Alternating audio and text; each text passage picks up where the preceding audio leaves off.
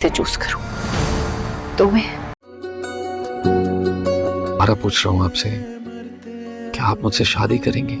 मामी, मैं सारा को वो सारी खुशियां देना चाहता हूँ जो आया। सारा से शादी। बस कलंक के लास्ट एपिसोड में आप देखेंगे कि आखिरकार पूरे घर पर ही सारा की मासूमियत आया हो जाती है।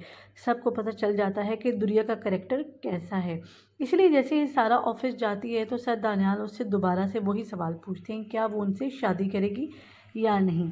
और दूसरी तरफ वहाज भी सारा से कहता है कि वो उसे वो सारी खुशियाँ देना चाहता है जो वो उसे दे नहीं सका।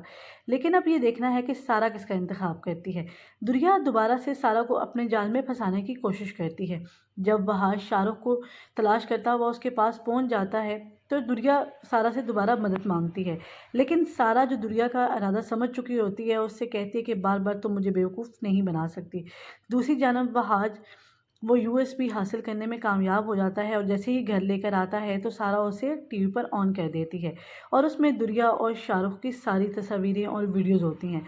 सारा घर वो देखकर हैरान परेशान हो जाता है कि दुरिया को वो क्या समझते थे और दुरिया क्या निकली। ये सब देखने के बाद उसकी माँ को हार्ट अटैक आता है, जिसकी वजह से साथ ही साथ उसकी माँ को ज़बान पर फालिज हो जाता है। लेकिन दुरिया भी यहाँ भी बाज नहीं आती, अपनी खाला को खरी खरी सुनाते हुए कह देती है कि इसमें सारी गलती तो आपकी बहन की है, आपकी बहन ने ही मुझे झूठ बोलना सिखाया है। डॉक्टर साफ साफ कह देते हैं कि उम्मीद तो है लेकिन हम ये नहीं कह सकते कि वो पूरी तरह ठीक हो सकती हैं। दूसरी जानब वहाज सारा से माफ़ी मांगता है और उसे कहता है कि मैं तुमसे शादी करना चाहता हूँ।